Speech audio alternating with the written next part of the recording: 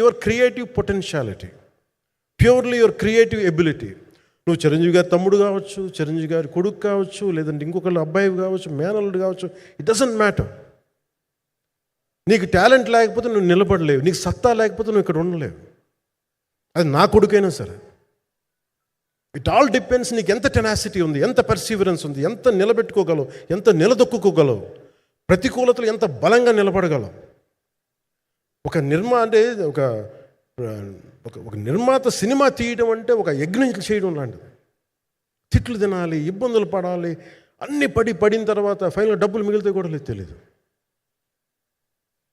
ఇలాంటి పరిస్థితుల్లో నాకేమనిపించిందంటే ఈయన పడ్డ కష్టం చెప్పాలనిపించింది ఈ రోజున.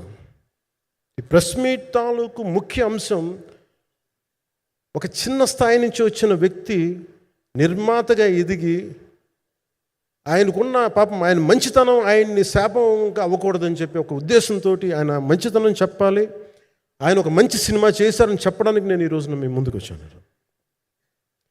ఎందుకంటే నేనేం నమ్ముతానంటే సినిమా బాగుంటే ఎలాగో చూస్తారు, దీని గురించి చెప్పక్కర్లేదు. సినిమా బాగాలేకపోతే ఎలాగో చూడరు, మీరు ఎంత పబ్లిసిటీలు చేయండి ఇవన్నీ అనుకోండి. అందుకే నేను పెద్ద ఎక్కువ మాట్లాడడానికి ప్రయత్నం చేయను. కానీ ఈ పర్టికులర్ రోజు మటుకు, ప్రత్యేక ఈ రోజు మటుకు ఆయన పడ్డ కష్టం ఈ సినిమాకి, అలాగే ఒక్కొక్క కాస్టింగ్ ఆయన చేసింది, దీనికి నేను క్రిష్ గారిని కూడా చాలా మనస్ఫూర్తిగా అభినందిస్తున్నాను. ఎందుకంటే ఆయన కూర్చున్నప్పుడు ఎంతమందిని పెట్టాం, ఒక ఔరంగజేబ్గా మిగతా నటులు ఒకళ్ళిద్దరు యాక్టర్స్ని పెట్టి కూడా ఒకళ్ళ చేత యాక్ట్ చేయించాం ఒకళ్ళ చేత. కానీ Bobby Deol so apt for Aurangzeb, ఎంత కన్విక్షన్తో చేశాను. అప్పటికి ఆయనకి ఇంకా ఆయన చేసిన హిందీ సినిమాలు కూడా రాలేదు ఇంకా ఆయనకి. ఎంత కన్విక్షన్తో చేశారంటే నాకు నిజంగా ఆయనతో యాక్ట్ చేయడం చాలా ఆనందాన్ని ఇచ్చింది. సో అలాంటి బాబీ డియోల్ గారిని మొత్తం pan India, Manoj Paramahamsa was roped in last. ఇంకా సినిమా ఎట్లా మనం అయిపోవాలి, నేను పాలిటిక్స్కి వెళ్ళిపోయిన తర్వాత, డిప్యూటీ సీఎం బాధ్యతలు తీసుకున్న తర్వాత అందరికీ అయిపోయింది, ఇంకా సినిమాలు చేయలేడు ఇతను, ఎలా చేస్తాడంటే నాకు తెలుసు కష్టం అని.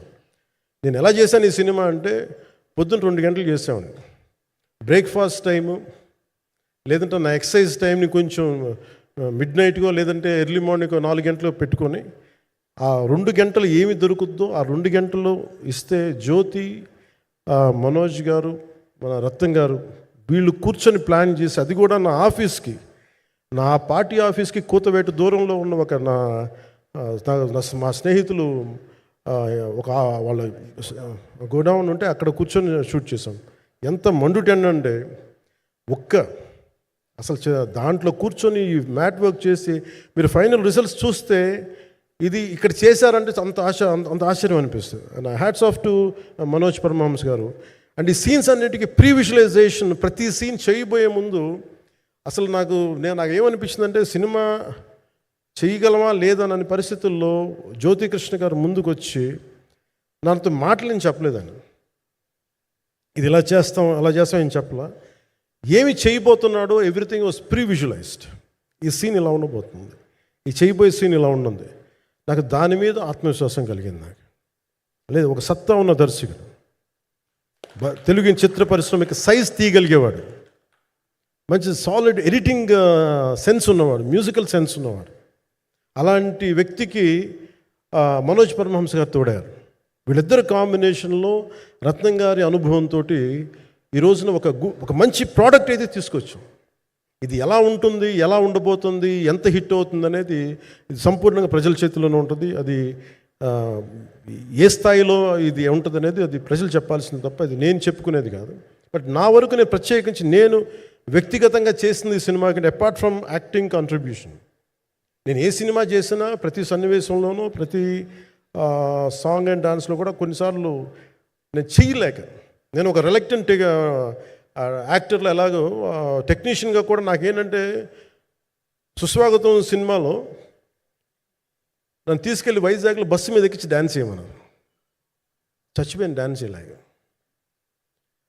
ఇంకా మిగతా వాళ్ళకి ఎంత తేలికైన డ్యాన్స్ నాకు చేయాలంటే నేను గింజుకుపోయి, నేను అనుకున్నాను ఈరోజు ఇంక సినిమాలు మానేస్తాను చెప్పి మా వదినికి ఫోన్ చేసి కూడా చెప్పాను, చాలా పర్యాలు చెప్పాను.